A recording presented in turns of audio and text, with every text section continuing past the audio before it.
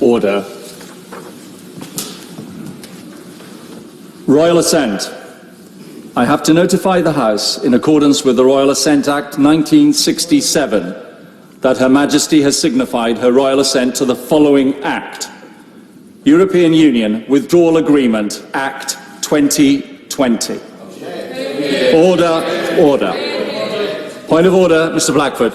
Thank you, Mr. Deputy Speaker, and I regret the fact that this announcement has come during this most important debate, and let me thank all of those that are making a contribution to it. Mr. Speaker, I am duty-bound to signify our deep regret, and I'm seeking your guidance on what has happened, because something quite momentous has taken place with this royal assent. This is absolutely unprecedented, and I must say to the House that this is a constitutional crisis.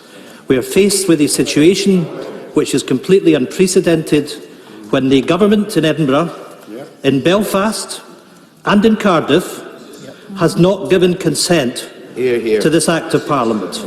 And that completely contravenes the devolution settlement that made it clear that the consent of the devolved administrations had to be given in Bills of Parliament that become Acts of Parliament that involve the devolved administrations. I fully respect that those that voted for the Conservative Party in England have got what they wanted for. But the fact remains, Mr. Speaker, that the people of Scotland were told in 2014 if we stayed in the UK that our rights as EU citizens would be respected. And moreover, we were told that we were to lead the United Kingdom, that this was a family of nations. Our rights would be respected. And we find ourselves here today that our Parliament has been ignored. Our government has been ignored.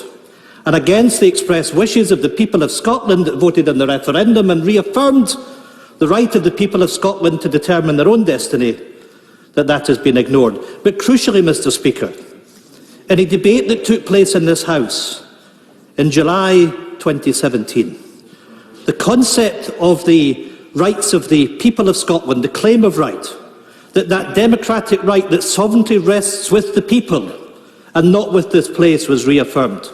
So I'm asking your guidance as to what I have to do to make sure that that mandate that the Scottish Government has from the people of Scotland to have an independence referendum on our future, to make sure that Scotland has that right to be a European country, to be an independent country.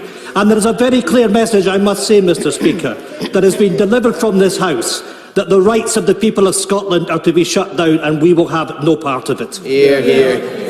You're a very experienced member of this House, Mr. Blackford, so you don't need my guidance on anything. You know that that's not a point of order for the Chair. It's a political point that you've made, and you've made it in your own way.